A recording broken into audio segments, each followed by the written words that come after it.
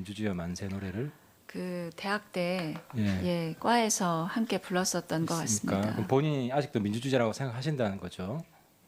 아까 제가 가짜 민주주의 아니냐 했을 때 상당히 반발하셨잖아요. 그렇습니다. 여쭤볼게요. 숫자와 상관없이 블랙리스트가 있다면 이거는 민주주의입니까? 아닙니까? 맞다 아니다. 간단히 답변해 주세요. 시간이 없으니까. 저희의 헌법상 간단히 맞다 아니다. 저희 헌법상 요구되는 헌법상 우리 국민들에게 허락되는 그런 자유를 침해할 수 있을 우려가 그 운용되는 방법에 있어서는 그럴 가능성이 있다고 민주주의가 생각합니다. 아니다. 그러면 아까 이야기했듯이 이런 그림, 이런 그림을 있다고 해서 사법 처리해야 된다. 이건 민주주의다 아니다.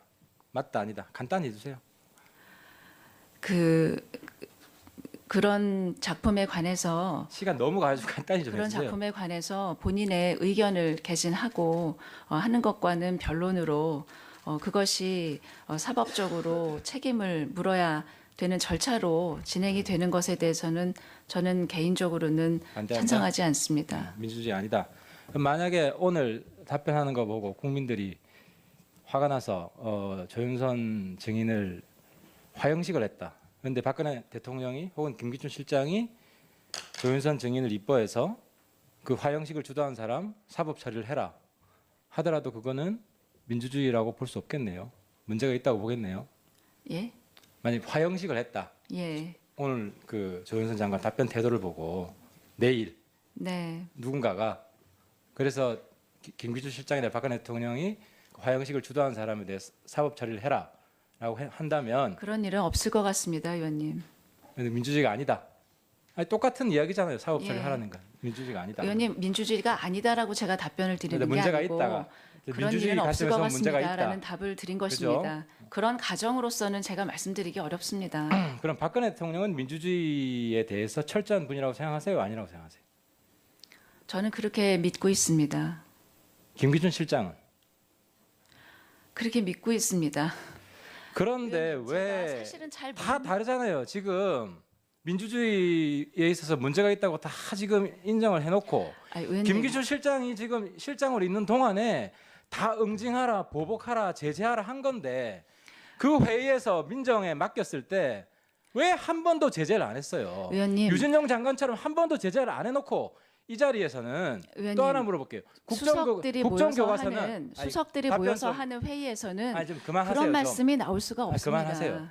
수석에서는 뭐 수평적 토론이 비판적 토론이 불가능하다는 말씀이세요? 아니요. 그렇게 사법 처리를 하는 문제를 여러 명의 수석들이 다 공유하는 그런 쪽에서 저는 말씀을 하실 리가 없다고 생각을 합니다.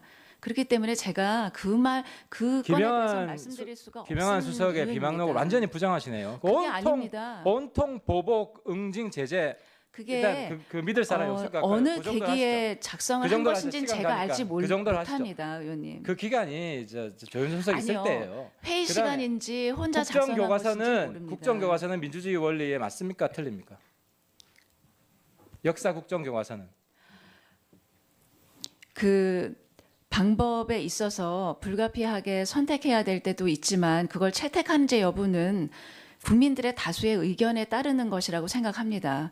그것이 민주주의다 아니다가 아니라 그때 대다수의 국민들이 국정교과서를 필요로 하느냐 아니냐가 결정할 문제라고 생각을 합니다. 그럼 60% 넘는 국민이 반대하는데도 밀어붙이면 민주주의 아니네요. 제가 그 정도는 알기로는 됐고요. 예, 국민들이 원하지 않기 때문에 판단을 보류한 것으로 저는 알고 있습니다. 일단 됐고요. 근데 처음 할 때는 다수 국민들이 찬성한다고 생각했다는 거네요. 찬성하신 거는 저는 국정교과서의 진행 여부에 대해서는 모릅니다. 무슨 근거로 일단 알겠습니다. 시작했는지 여부는 저도 여러분들처럼 그래서 우리 조수석의 가장 큰 문제는 우병우 수석도 마찬가지고 소신이 있는지 김기춘 실장이나 박근혜 대통령이 민주주의에 반하는 문제가 있는 이야기를 했을 때 한 번이라도 아니오라고 한 적이 있는지 정말 가슴에 얹고 가슴에 손을 얹고 생각을 해봤으면 좋겠고요. 그 다음에 우리 간단히 좀 물어볼게요. 아까 정동춘 증인은 우리 김성태 위원장이 그 해임 결의안 통과시키고 나서 받아들이시겠습니까? 하는데 예 했는데 그 사퇴하겠다는 의미로 답변하신 겁니까? 권고니까요. 선물로 그러니까. 주신 게 권고니까 공고를 수용하겠다는. 심각하게 고려를 해서 검토하겠다는 얘기를 했습니다. 그런 뜻으로 예의를 했습니다. 또 한 번 국민들이 화가 나실 것 같고요. 우리 군성 증인 아까 16일 날 근무를 안 했다고 했는데 좀 전에 답변은 16일 9시까지는 있었던 거 아니에요.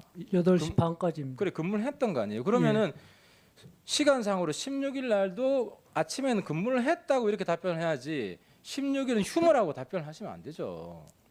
그러니까 제가 보니까 그래요. 경찰에서 경호를 하시다가 청와대 갔으면 얼마나 그 애국심에 벅찼겠습니까? 열심히 하셨겠죠. 그런데 오늘 이 자리는 특히나 세월호 관련된 거예요. 세월호 희생자들이 보고 있어요. 저도 2, 3년이 지난 일이지만 지금 다시 그때 그 장면을 떠올리면은 마음속에서 눈물이 나려 그래요. 물론 누군가가 왜곡해서 그런 억울한 마음도 있겠지만 이 자리에서는 최대한 그 희생자들 거기에 그 희생자들의 가슴 아파하는 국민들에게 마음을 낮추는 자세로 답변을 하셔야 되는데 조금만 자기 생각과 다르다면 버럭버럭 화를 내고 지금 굉장히 힘들 수도 있어요. 이렇게 청와대에서 열심히 했는데 돌아오는 것은 그런 시선이다. 하지만 이 자리에서 우리 구증인의 태도에 따라서 구증인의 미래는 또 달라질 수도 있어요. 지금 시간이 얼마 안 남았지만 남은 시간 최대한 그 희생자들 그 아이들을 생각하면서 답변을 해야겠다. 그런 마음가짐으로 답변을 해주셨으면 하고요. 그리고 아까 또 그 보안 손님이란 단어를 언론을 보고 알았다고 하셨잖아요. 예.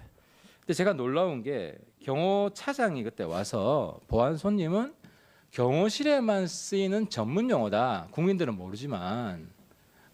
근데 그 경호차장 이야기는 좀 달라요. 경호차장이 위증한 거예요?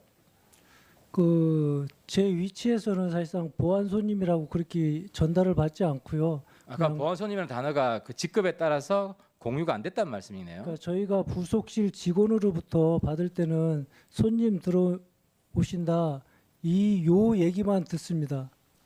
알겠습니다. 그리고